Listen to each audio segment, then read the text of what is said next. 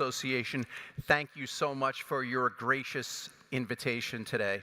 Industry leaders, fellow speakers, in particular, Oliver Zipse from BMW, and of course, Carlos Tavares from my former automotive home, Stellantis.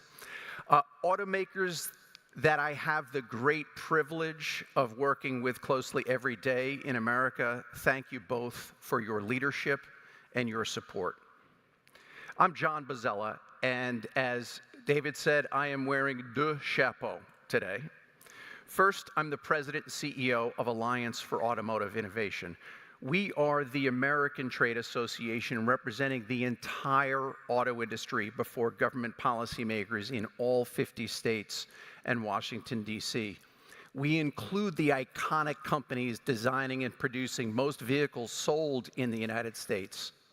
We're also home to autonomous vehicle innovators, semiconductor producers, and advanced battery manufacturers. I'm also here in my role as the president of the International Organization of Motor Vehicle Manufacturers, or OICA. OICA was founded in 1919 at the dawn of the automotive era. We're based here in Paris and represent 36 automotive trade associations from the world's major automotive manufacturing countries. Our mission, improve global road safety and environmental standards so all countries and all people have access to the safest, cleanest, and most advanced transportation possible. I'd like to recognize our new General Secretary, Francois Rodier.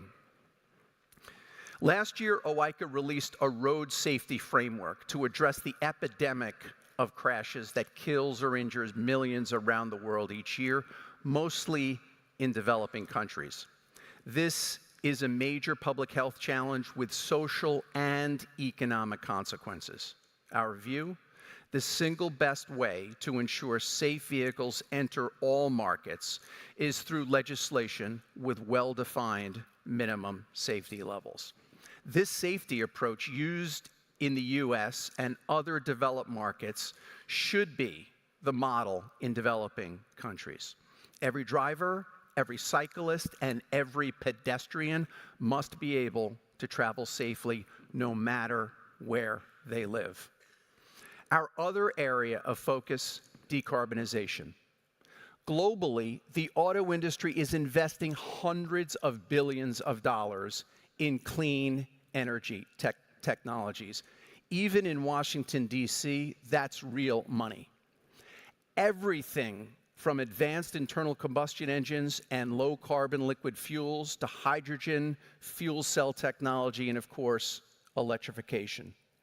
While I have my OICA hat on, let me say, automotive decarbonization is not going to happen via a single vehicle technology in every market.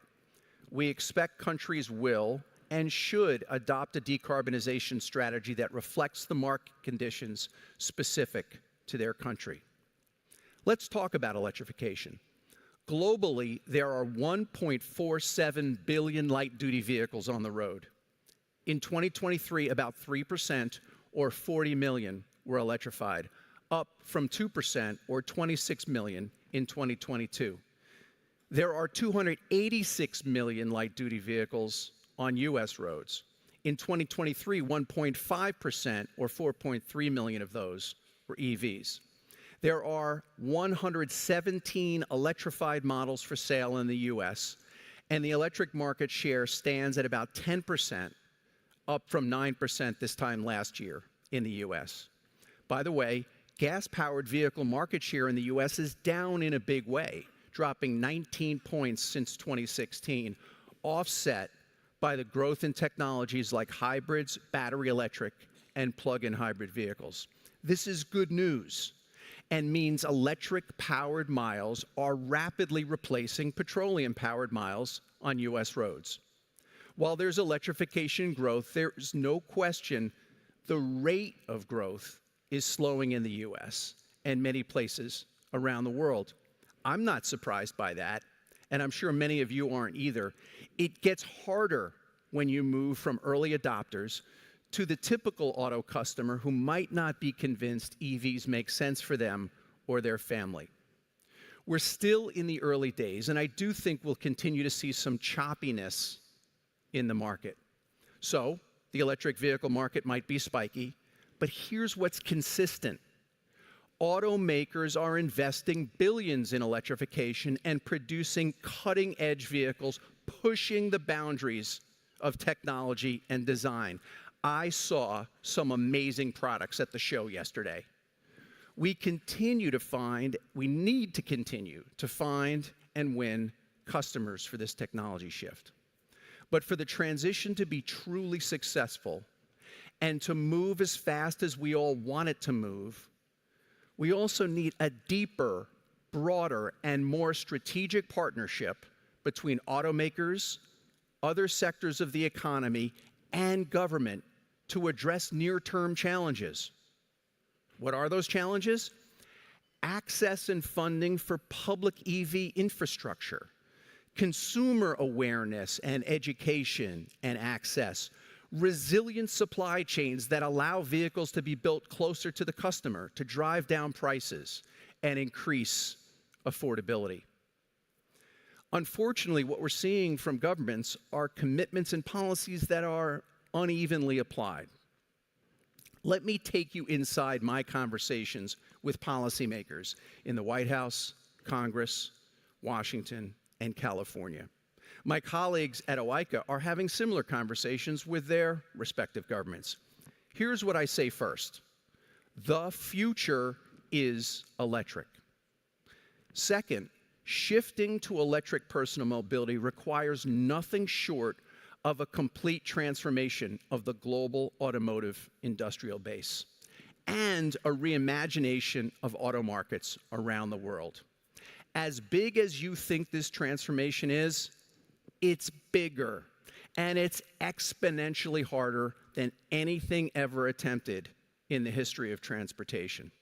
I tell them automakers are investing massive amounts of capital in electrification generated from returns on internal combustion engine vehicles. This cannot go on forever. But the transformation has implications beyond the automotive sector. I tell policymakers for us to be successful, it requires the participation of other sectors of the economy. Again, to build charging. EV sales are outpacing charging growth in the United States. We have to expand the electrical grid and create supply chains. Entire new businesses, successful profit-making businesses, need to be built out of whole cloth and quickly. Massive challenges. And what do they have in common? They're outside the control of automakers. There isn't enough attention being paid to these conditions, in my view. In the US, we have an experiment going.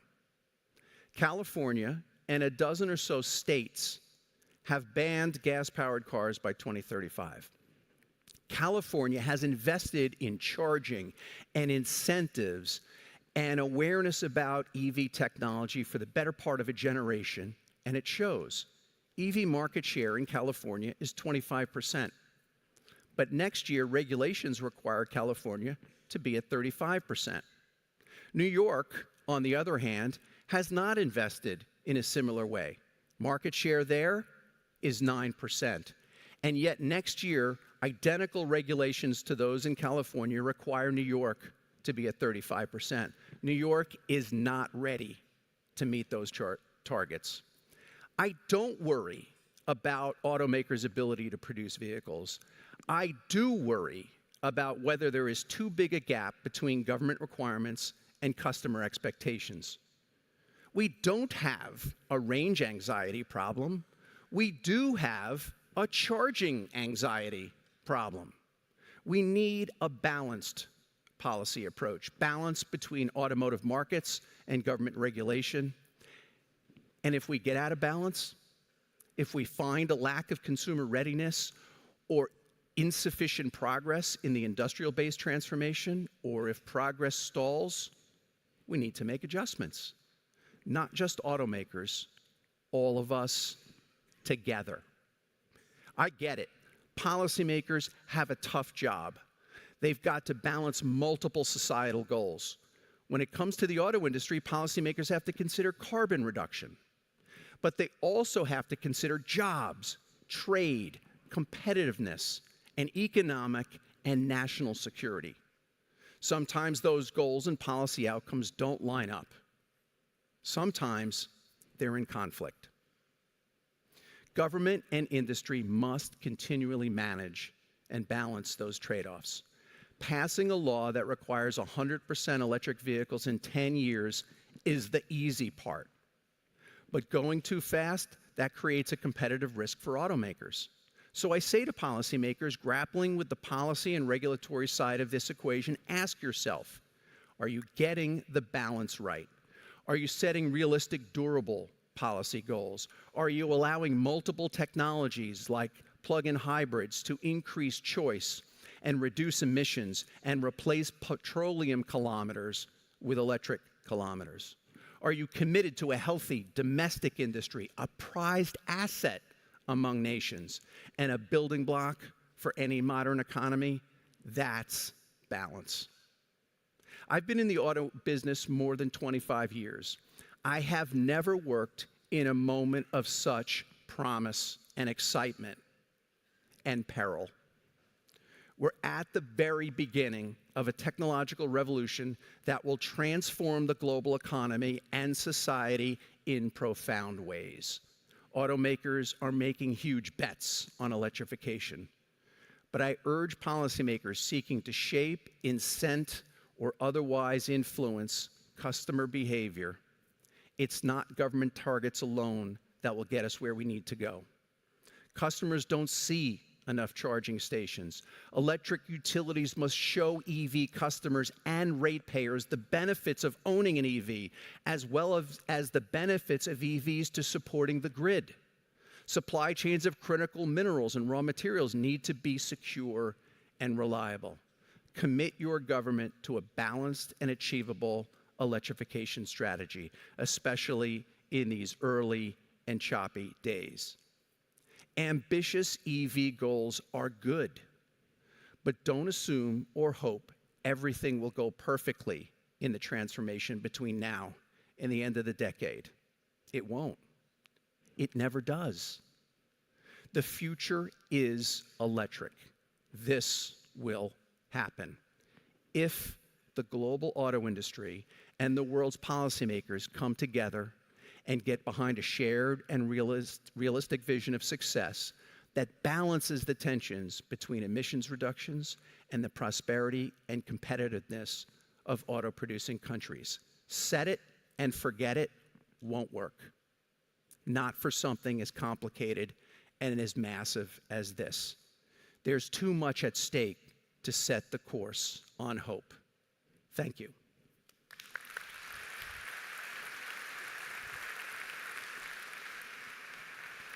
Good to see you. Good to see you, John. Maybe first, can you hear me?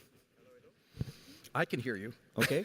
Can you hear me in the room? Yes. There you go. Maybe first, I know you have two hats. None in your head today, but sometimes you may speak as somebody who's in charge of the interests of all the automakers in the world, and sometimes I will ask you questions for which maybe I'm a bit more interested by your answer as the head of the auto industry in the US. So if you feel that you need to say which hat you're wearing when you answer, I will come with a question about China, and I think for this one, maybe you'll need this clarification before you answer.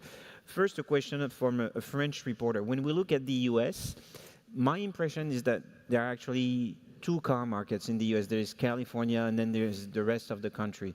There is Tesla and F1500. It's not the same market.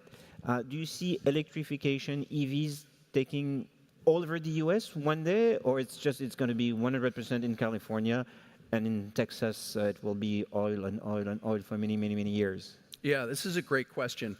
And I want to answer it in two ways. And now I have my US hat on. I want to answer it in two ways. First, with regard to what the market looks like, and then with regard to what the regulatory environment looks like, because I think one clearly informs the other. First, let's talk about the market. The US is a big, broad country with lots of different types of customer, with lots of different types of vehicle needs. And so what we're seeing now with regard to the market for electrification is we see faster adoption happening on the US coasts. Certainly on the West Coast in California and going north into the Pacific Northwest, and on the East Coast in the, the corridor between, say, Washington, D.C. and Boston. And the reason for that is twofold. One, that's where the early adopters are, right? These are people who can afford a second or third car. They want to be technology leaders. They want to have the greatest, latest new technology. And by the way, EVs are great new technology.